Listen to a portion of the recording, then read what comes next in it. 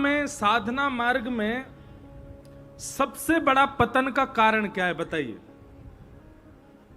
आप जब भक्ति पथ पर चलने लग जाते हैं, कंठी माला पहनने लग जाते हैं, तिलक धारण करने लग जाते हैं, सेवा घर में करने लग जाते हैं, कथा सुनने लग जाते हैं, आप नित्य भक्ति मार्ग का पालन करने लग जाते हैं, उसमें सबसे बड़ी बाधा क्या आती है जिसके कारण भक्ति मार्ग छूट जाता है, भक्ति मार्ग में गिरावट आ जाती है? बताइए सबसे बड़ी बाधा क्या है? क्या? वैष्णव अपराध। निश्चित सबकी अपनी अपनी बात है। वैष्णव अपराध भी बिल्कुल सही उत्तर है, प्रतिष्ठा की इच्छा भी एक सही उत्तर है, और भी जो भी उत्तर हैं आपके, पर इन सब का स्रोत क्या है? ये वैष्णव अपराध करने का हमारे अंदर भाव आ कैसे जाता है? अपनी प्रतिष्ठा मान की इच्छा हमारे चित्त में आ कहां से जाती है?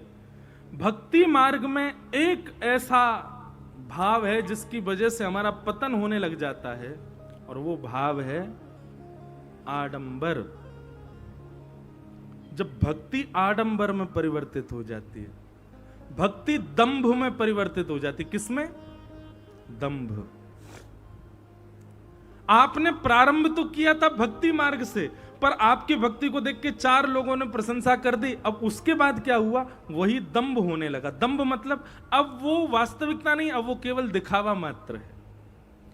आपने क्षणिक भी, एक क्षण के लिए भी दिखावा किया भक्ति मार्ग में, तो दंभ के आते ही वैष्णव अपराध भी आप करने लग जाओगे, नाम के प्रति अपराध भी आपसे बनेगा, धाम के प्रति अपराध भी आपसे बनेगा, लीला के प्रति अपराध भी आपसे बनेगा, और कथा के प्रति अपराध भी आपसे बनेगा।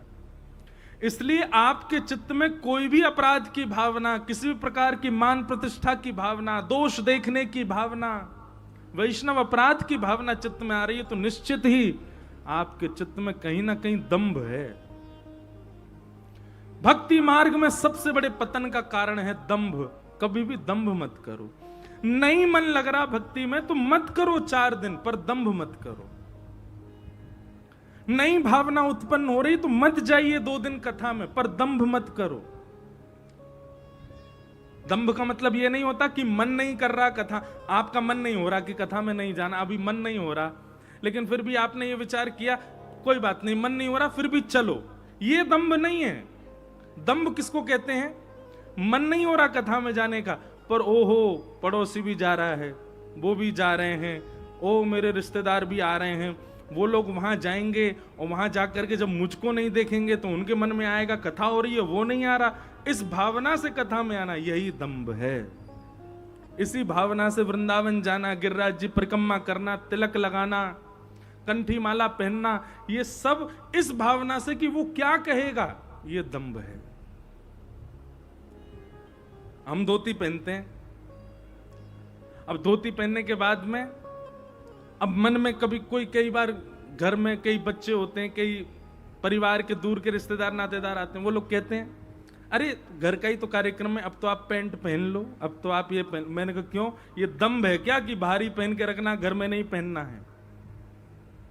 हम तो क्रिकेट खेलने जाते हैं तो भी धोती पहन के जाते हैं, खूब छक्का मारते हैं।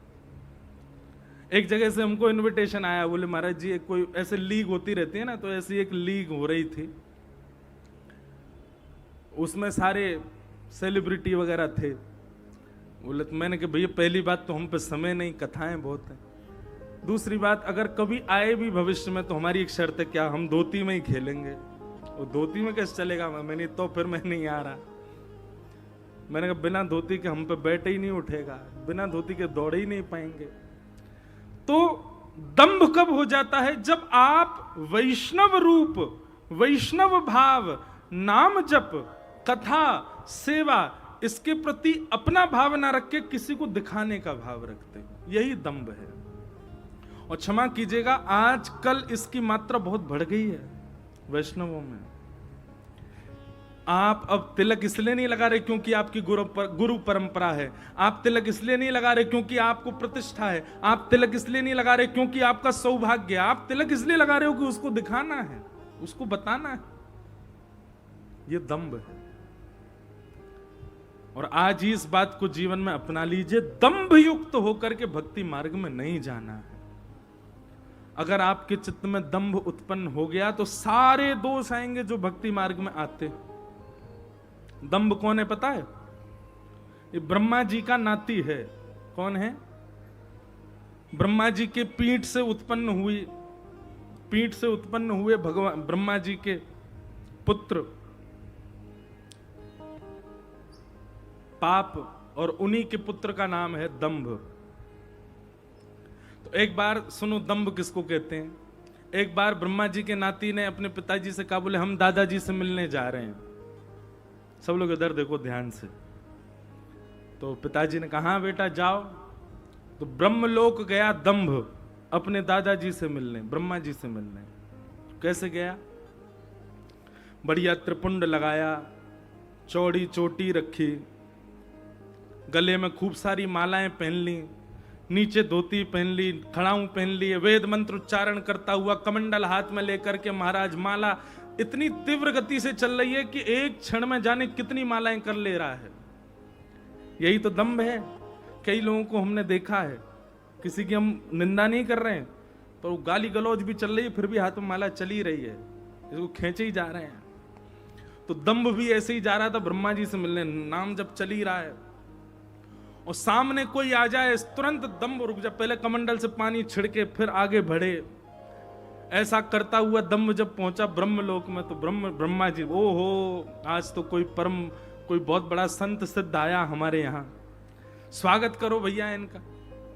स्वागत करके दंभ को वहां पर लाया गया। ब्रह्मलोक में जाकर के भी दंभ अपने कमंडल से जल छिड़काव कर रहा था। जहां खड़ा हुआ वहां पर भी महाराज पहले जो है कुशा से उस जगह को झाड़ा, तब जाकर के खड़ा हुआ। ब्रह्मा जी अपने आसन से ही खड़े हो गए, बोले भगवान आप ब्रह्मलोक में आए, आपका बहुत बहुत स्वागत, विराजमान हो जाइए। कहने लगा, बोले कि यहां मेरे बैठने लायक कोई जगह ही नहीं है, सब अपवित्र है। इसको दंभ कहते हैं, इतना ऊंचा। ब्रह्मलोक ही अपवित्र है उसके लिए। तो ब्रह्मा जी बोले तो आप एक काम करो, आप चल के आओ, हमारी गोद में बैठ जाओ। ब्रह्मा की गोद में तो बैठ ही सकते हो। तो दंभ चल के, हाँ आपकी गोद में बैठ सकता हूं। चल करके पास गया, ब्रह्मा जी की गोद में बैठने लगा। बैठने से बोले, ओहो इस पर भी एक आध बार कोई ना कोई बैठा तो है। कमंडल का जल गोदी में डाल दिया, पूरे गीले कर दिए। ब्रह्मा जी बोले अब बैठूंगा इस पे। ब्रह्मा जी बोले भैया कोई बहुत बड़ा साधु आया, कोई बहुत बड़ा सन्यासी, इतना पवित्र। दंभ जाकर के जैसे ही उनकी गोद में बैठा तो ब्रह्मा जी में भी दंभ उत्पन्न होने लगा। तुरंत समझ गए, ओहो ये तो कोई और नहीं है, ये तो हमारा नाती है दंभ। दंभ का मतलब क्या होता है? केवल आडंबर, केवल दिखावा, वास्तविकता उसमें कुछ भी नहीं है। भक्ति में पतन का सबसे पहला कारण, जिससे सारे अपराध बनते हैं भक्तों से, वो सबसे पहला कारण है दंभ।